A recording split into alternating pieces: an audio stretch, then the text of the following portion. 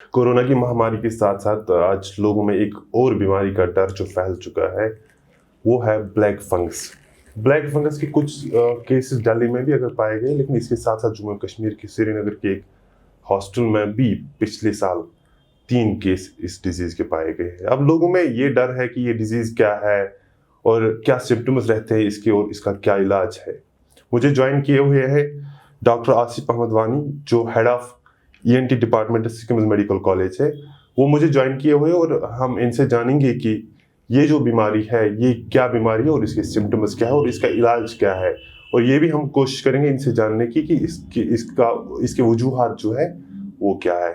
Doctor साहब, आपका बहुत बहुत खैर मकदम है कि अपना टाइम देने के लिए। डॉक्टर साहब, क्या है ये बीमारी? देखिए, ये जो आजकल आप जहाँ पे भी जाएंगे, जो भी बात करेंगे, कोविड पीछे हट गया तो ब्लैक आजकल ज़्यादा बात जो हो रही है वो ब्लैक फंगस, या हम मेडिकल में जिसको म्यूकोरमाइकोसिस कहते हैं। तो डिफरेंस क्या है बिटवीन कोविड और म्यूकोरमाइकोसिस में? कोविड जो लास्ट ईयर एक नॉवल नई बीमारी आई, लेकिन जो ये ब्लैक फंगस है, म्यूकोरमाइकोसिस है, ये पहले से ही प्रेजेंट है। ये कोई नई चीज़ नहीं है, ये पहले ही सी थी। और हालांकि बहुत कम इसमें परसेंटेज के हिसाब इन्वॉल्वमेंट होती है, क्योंकि हम कह सकते हैं कि एक रेयर डिजीज़ है, ये एक फंगल डिजीज़ है। जैसे आपको पता है, हम फंगस से घिरे हुए हैं। ये फंगस कोई ऐसी चीज़ नहीं जो एलियन चीज़ है, कहीं बाहर से आई है या कुछ है। हम हर जगह पे कोई सपोज अब जो आपका वॉल है एडजेसेंट टू बाथरूम, आप देखेंगे वो कलर उसमें उड़ जाता है, तो ये सब बोलते हैं जी इसमें फंगस उड़ गया है। इसी तरह कोई भी डेड चीज़ है, कोई डिकेइंग मैटर है, तो इसमें फंगस पाया जाता है। तो हम फंगस के साथ we live normally with the fungus. ये नहीं है कि फंगस है तो हमको कुछ प्रॉब्लम हो जाएगी। अब फंगस किन लोगों में प्रॉब्लम करता है? तो फंगस को हम इसको बोलते हैं म्यूकोरमाइकोसिस को, या नॉर्मली क्योंकि हम we live together with the fungus, लेकिन ये वेट कर रहे होते हैं for their opportunity to strike. तो इसको हम बोलते हैं opportunistic infection. What is that? कि ये देखते हैं, मैं जैसे आप देखेंगे 2 लोग आपस में लड़ रहे हैं, ठीक है, तो एक बिल्कुल आराम से खड़ा है, वो देख रहा है कि अगला बंदा कब कमज़ोर हो जाएगा तो मैं उस पर झपट जाऊंगा। तो इसी तरह ये फंगस जो है ये हमारे बॉडी में भी है, लेकिन जो नॉर्मल इंडिविजुअल है, जिसकी इम्यूनिटी ठीक है, जिसको कोई बीमारी नहीं है, उसका ये फंगस ओवर पावर नहीं करता है। अब वो ये फंगस ओवर पावर कब करेगा? तो इसमें सबसे कॉमनेस्ट डिजीज़ जो है जिन लोगों में ये फंगस ओवर पावर करता है वो है डायबिटीज़, या हम ब्लड शुगर जिसको कहते हैं। अब डायबिटीज़ में भी ये उन लोगों को ओवर पावर नहीं करता है जिनका ब्लड शुगर कंट्रोल्ड में हो, जिनकी डिजीज़ कंट्रोल में हो। ये उन डायबिटिक्स को पे इफेक्ट करता है जिनका ब्लड शुगर डिरेंज्ड हो, या तो प्रॉपर ट्रीटमेंट नहीं लेते हैं, या फेयरली एडवांस्ड डिजीज़ उनकी है लेकिन ब्लड शुगर कंट्रोल नहीं है। दूसरा हो गया हर उन लोगों में जिनकी इम्यूनिटी कम है। अब वो कौन लोग हैं जिनकी इम्यूनिटी कम हो सकती है? तो इसमें सबसे पहले है, अगर हम कुछ ऐसी दवाइयाँ देते हैं जो इम्यून सप्रेशन के लिए हम देते हैं, तो इम्यून सप्रेशन में जो कॉमनेस्ट दवाई जो इम्यून सप्रेशन के लिए दी जा रही है वो है जिनको हम स्टीरॉइड्स बोलते हैं। तो तरह तरह के स्टीरॉइड्स हैं, बहुत सारी डिजीज़ हैं। ये स्टीरॉइड्स ऐसे नहीं है अब ये ब्लैक फंगस की वजह से एकदम they should not be taken as a culprit कि नहीं जी यूज़ क्यों करेंगे या बाकी चीज़। The steroids are wonderful class of drugs if properly used, properly judiciously used under the medical supervision. फिर डिजीज उतना सप्रेशन नहीं करते हैं कि फंगस ओवर पावर हो जाए। अब कौन कौन सी डिजीज़ है, जब सपोज ऑर्गन ट्रांसप्लांट किया गया तो हमको इम्यूनोसप्रेशन देने पड़ते हैं। आजकल आप देखेंगे कि रिनल फेलियर एक आम सी बीमारी है, और किडनी अच्छे खासे लोगों की एक तादाद है जिनकी किडनी ट्रांसप्लांट की गई हो। अब जो लोग किडनी ट्रांसप्लांट या बोन मैरो ट्रांसप्लांट करके हैं या लिवर ट्रांसप्लांट करके हैं, उनको ये दवाई देनी पड़ती है ताकि उनका इम्यून सिस्टम उस जो हमने पार्ट उनको दूसरे लोगों से लिया है वो उसको रिजेक्ट ना करे। तो उनका इम्यून सिस्टम हम जानबूझ के सप्रेस करते हैं। तो इन लोगों में भी खदशा होता है कि फंगस इनमें ओवर पावर हो जाए। इसी तरह अगर कोई बर्न इंजरी हो गई हो बहुत पेशेंट्स को, या कोई ऐसी डिजीज़ है मैलिग्नेंसीज है जैसे कैंसर की बीमारी है, स्पेशली जिसमें कैंसर में हम ल्यूकीमिया या लिम्फोमा जो ब्लड सेल्स जिनमें ख़त्म कर दें, क्योंकि अल्टीमेटली हमारी इम्यूनिटी तो ब्लड सेल्स की वजह से आ जाती है।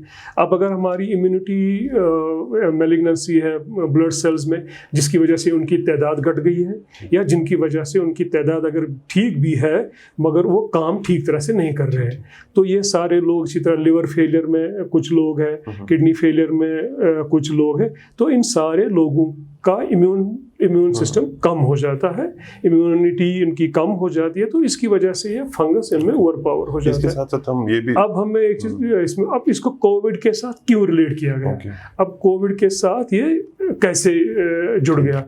कोविड पेशेंट्स, एक तो अगर हम हेल्दी पेशेंट्स देखेंगे कोविड वाले, ठीक है, उनमें अगर हम अच्छा खासा 5, 7, 10 दिन स्टीरॉइड्स, क्योंकि कोविड में बहुत सारी ट्रीटमेंट्स आई, एंटीवायरल से लेके प्लाज्मा ट्रांसफ्यूजन, हर एक से लेके, लेकिन स्टीरॉइड एक वाहिद अभी तक मेडिकेशन है जो अनडिस्प्यूटेड है कि इसका रोल है स्टीरॉइड्स में, तो स्टीरॉइड्स देना ही ज़रूरी है इसमें। तो अगर हम नॉर्मल पेशेंट जो इम्यूनो कॉम्पिटेंट, हम जैसे हमें बोल रहे थे 2 कैटेगरीज है, इम्यूनो कॉम्पिटेंट जो नॉर्मल लोग हैं और इम्यूनो कॉम्प्रोमाइज जो डिजीज वो मैंने बोल दी। तो इम्यूनो कॉम्पिटेंट लोगों में अगर हम स्टीरॉइड्स देते भी है कुछ for a short period of time, तो उनमें पॉसिबिलिटी नहीं है कि इतना इम्यूनो सप्रेशन हो जाएगा। अब कोविड में वो भी बीमारी जैसे आप नॉर्मल, अब आजकल ये बात हो रही विद कोमॉर्बिडिटीज, तो एक कोविड पेशेंट है जो डायबिटिक भी है, या एक कोविड पेशेंट है जिसको इम्यूनोसप्रेशन ड्रग्स भी है, या कोविड पेशेंट है जो रेनल फेलियर वाला पेशेंट है, या मैलिग्नेंसी वाला पेशेंट है, तो उनमें फिर हम अगर स्टीरॉइड्स भी दे रहे हैं तो एक लेवल पहुंच जाती है कि इनका इम्यून सिस्टम बहुत नीचे आ जाता है, तो उस लेवल में ये म्यूकोरमाइकोसिस, ब्लैक फंगस उन पे हावी हो जाता है।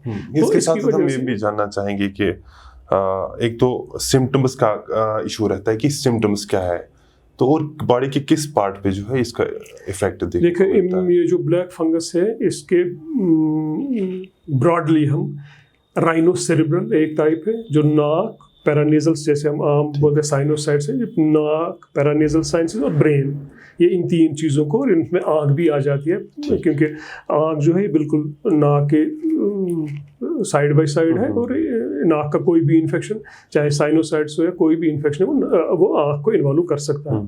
तो इसी तरह ये सीधे छाती में भी हो सकता है, लंग्स में भी हो सकता है, पल्मोनरी म्यूकोरमाइकोसिस जिसको बोलते हैं, ये गैस्ट्रोइंटेस्टाइनल ट्रैक्ट को भी हो सकता है, जीआई मैनिफेस्टेशन, या स्किन को भी हो सकता है, या एक और फॉर्म होती है जो बहुत ही, जिनका इम्यून सिस्टम बहुत ही वीक होता है, उनको डाइसेमिनेटेड हो जाता है, वो एक से ज़्यादा सिस्टम इन्वॉल्व हो जाता है। तो कॉमनेस जो है वो राइनोसेरेब्रल है। तो सबसे पहले, क्योंकि ये स्पोर जो जाते हैं, जिस कहीं जगह पे है स्पोर है, नाक की साइड से ही अंदर चला गया, नॉर्मल इंसान में चला जाएगा तो इम्यून सिस्टम इसको खारिज कर देगा without any this spore causing any problem. अब इम्यूनो कम्प्रोमाइज में हो गया तो पहले ही अपनी जगह नाक में बना ले देता है, तो नाक में भी, नाक के बीच वाले हिस्से में जिसको हम मिडल टर्मिनेट है, मिडल मिएटस बोलते हैं, वहाँ पे हिस्सा कर लेता है। तो ये मिडल टर्मिनेट और मिडल मिएटस वो हिस्सा है जिसके सारे जो हमारे साइनसेस हैं वो इसमें खुल जाते हैं, ठीक है। तो और ये बिल्कुल आँख के भी पास है, कुछ मिलीमीटर का फासला है मिडल मिएटस और आँख के दरमियान, और ब्रेन के दरमियान भी it's just a few millimetre distance. तो इसकी वजह से ये सिम्टम्स, इसकी कैटेगरी एक ही रखी गई है, राइनोसेरेब्रल कैटेगरी। तो अब इसमें आप बोलेंगे सिम्टम्स क्या है, जैसे पहले ही स्टार्ट हो गया तो स्टार्ट में आपको लगेगा जैसे मामूली नज़ला ज़ुकाम जिस तरह हो जाता है, तो वैसे ही सिम्टम लगेंगे, इरिटेशन हो जाएगी, इचिंग हो जाएगी, ठीक है। तो धीरे धीरे, मगर इसमें एक चीज़ है, ये बहुत जल्दी फैल जाती है, ठीक है। तो इसमें क्योंकि बहुत जल्दी फैल जाती है, और इन पेशेंट्स में जो इम्यूनो कम्प्रोमाइज है, लोगों में ध्यान होना चाहिए कि इम्यूनो कम्प्रोमाइज पेशेंट्स में हमको वेट नहीं करना है, ये नहीं, ये मामूली तो नज़ला ज़ुकाम है, तो कोविड ऑलरेडी है, तो नज़ला ज़ुकाम है तो चलो हो जाएगा, वो भी ठीक हो जाएगा, तो ये भी ठीक हो जाएगा। तो इसमें हमको वो हाई लेवल ऑफ सस्पिशियस रखना है, to pick it up initial stage. लेकिन बाद में अगर हमने suppose we have not picked और किसी वजह से नहीं देखा गया, तो ये क्या कर जाता है, ब्लड वेसल्स का इन्वॉल्वमेंट हो जाती है, ब्लड वेसल्स बंद हो जाती है। तो ब्लड वेसल्स जब बंद हो जाएगी तो जिस एरिया को जो ब्लड वेसल बंद होगी उसका जो एडजेसेंट एरिया है जिसको ब्लड वेसल सप्लाई करती है वो एरिया पहले उसकी ब्लड सप्लाई बंद होगी तो एडीमा हो जाता है, उसके बाद वो डेड हो जाता है। तो जब ये डेड हो जाता है तो वो एडजेसेंट इन बाकी स्ट्रक्चर्स इन्वॉल्व हो जाते हैं इसमें। इवन ये ऐसा खतरनाक मतलब ये है, पावर इतना हो जाता है कि हड्डी को भी ये ख़त्म कर देता है। तो हड्डियाँ जो नाक में है, टर्मिनेट से हड्डियाँ, या जो आँख के साथ बाउंड्री है, या ऊपर जो ब्रेन और इसके साथ बाउंड्री है, ये उनको भी ख़त्म कर जाता है। हड्डियाँ इसमें ख़त्म हो जाती है, डेड हो जाती है, और उसकी वजह से इन्फेक्शन बड़ा स्प्रेड हो जाता है। ठीक है। तो ये नहीं है कि ये म्यूकोरमाइकोसिस जैसे वायरस एक जैसे दूसरे में जाएगा, तो ये ऐसी बात इस म्यूकोरमाइकोसिस में कंटेजियस नहीं है। ये अगर हम सपोज कोई म्यूकोरमाइकोसिस पेशेंट है, हम उसके अटेंडेंट है, हम इम्यूनो कॉम्पिटेंट है, हमको कोई इम्यूनिटी का कोई इशू नहीं है, तो ये कंटेजियस उस हिसाब से नहीं है। जिस हिसाब से कोविड कंटेजियस है उस हिसाब से ये कंटेजियस नहीं है। ठीक। और अभी तक जो आपके पास ट्रीटमेंट जो रही है वो क्या है? ट्रीटमेंट के लिए आपके पास मेडिसिन वगैरह है या इसमें पहले हम थोड़ा सिम्टम्स का इसमें बोल दें। अगर अब इंट्राक्रेनियल इन्वॉल्वमेंट हो गया तो ठीक है, उसमें आपका हेडेक हो जाएगा, सर में दर्द रहेगा, एक साइड सर में दर्द रहेगा, आँख के पीछे दर्द रहेगा, इसमें स्वेलिंग हो जाती है, नाक के ऊपर स्वेलिंग हो जाती है, मैक्सिला के ऊपर स्वेलिंग हो जाती है, और आँख के इर्द गिर्द सूजन चढ़ जाती है, आँख अंदर से लाल हो जाती है। और जब अंदर की तरफ ज़्यादा फैल जाएगा तो आँख बाहर भी आ सकती है। अब दो साइड कंपेयर करेंगे तो एक साइड की आँख आपको बाहर लगेगी। फिर जब अंदर ये इसमें जो ब्लीडिंग हो जाए, नाक से आपको खून आ जाएगा, एब्सेक्सिस हो जाएगा, और ब्लैक क्लॉट्स आपके इसमें निकल सकते हैं। ठीक है। और फिर जब एडवांस डिजीज़ हो जाएगी तो इसमें लोगों की याददाश्त कम हो जाएगी, लोगों को चलने फिरने में दिक्कत हो जाएगी, सिर में दर्द रहेगा, आपकी वॉमिटिंग हो सकती है, बाकी चीज़ें।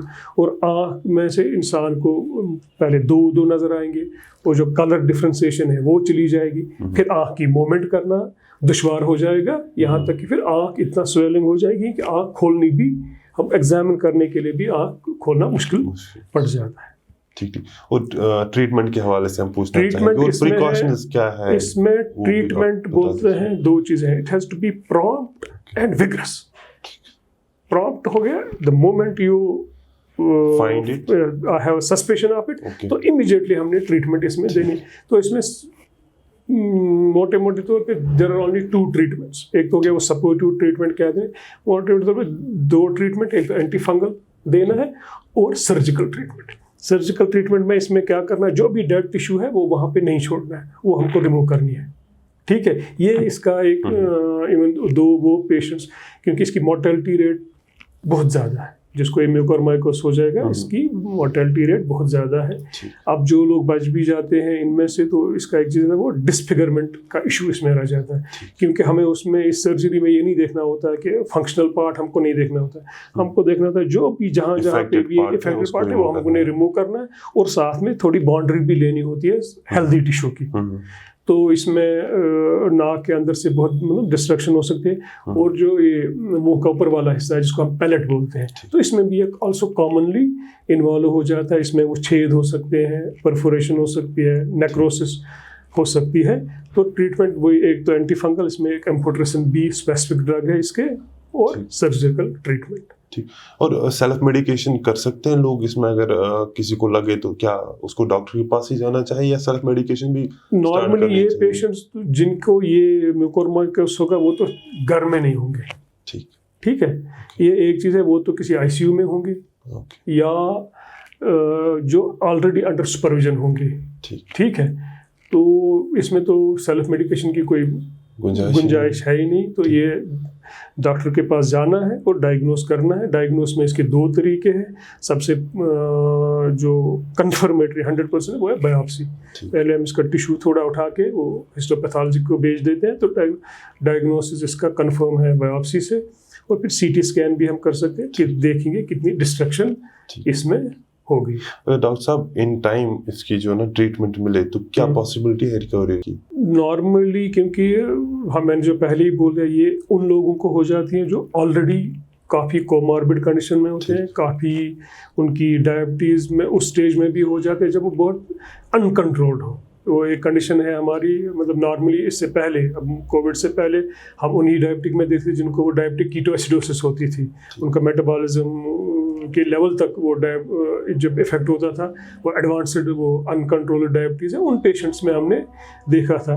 तो उन पेशेंट्स में जिनकी अच्छी खासी कोई कोमॉर्बिड कंडीशन हो गई तो इसकी मॉर्टेलिटी काफ़ी ज़्यादा है, ठीक है, अराउंड 70 to 80% इसकी मॉर्टेलिटी है एस्टैब्लिश्ड डिजीज़ में। हाँ, अगर इनिशियली हमने पिकअप किया, वेरी अर्ली स्टेज में एंटी फंगल इसके लग गए, वेरी इनिशियली इसमें सर्जिकल डिब्राइडमेंट हो गई तो बेटर चांसेस है। मगर इसके साथ साथ ही ये सर्जिकल जो जिस चीज़ की वजह से इम्यूनो कम्प्रोमाइज इंडिविजुअल है, से स्टीरॉइड्स की वजह से या डायबिटिक की वजह से है, तो उन चीज़ों का भी कंट्रोल ज़रूरी है। से डायबिटिक की वजह से अगर जब तक ना हम ब्लड शुगर कंट्रोल करेंगे तब तक ना एम्फोटेरेसिन बी काम करेगा, तब तक ना सर्जिकल डिब्राइडमेंट काम करेगा। तो जिस डिजीज़ की वजह से इम्यूनोसप्रेशन है उसको भी एड्रेस करना काफ़ी ज़रूरी है। ठीक डॉक्टर साहब, we have accessed some information from SMHS जहाँ पे हमें पता चला कि लास्ट 3 केसेस इस बीमारी से जो इफेक्ट हुए थे वो आए थे, लेकिन आपकी डिपार्टमेंट जिसके आप हेड है ईएनटी तो अभी तक मैं स्किम्स और स्किम्स वेमना की बात मैं करूँ तो अभी तक आज के डेट में ऐसा कोई एस्टैब्लिश्ड केस नहीं है। Okay, thank you so much for talking. ये थे डॉक्टर आसिफ वानी जो head of ENT department schemes Vemana है। ये डिटेल्स हमें दे रहे थे जो अभी जिस बीमारी के बारे में ज़्यादा बात की जा रही है, अगर कोविड को हम छोड़ें तो वो ब्लैक फंगस की है। और ब्लैक फंगस और कोविड की एक रिलेशन इस्टेब्लिश हो रही है, वो ये है कि इम्यून सिस्टम का कमज़ोर होना और ताकतवर होना ये डिसाइड करेगा कि कौन इफेक्ट हो सकता है और कौन इफेक्ट नहीं हो सकता है।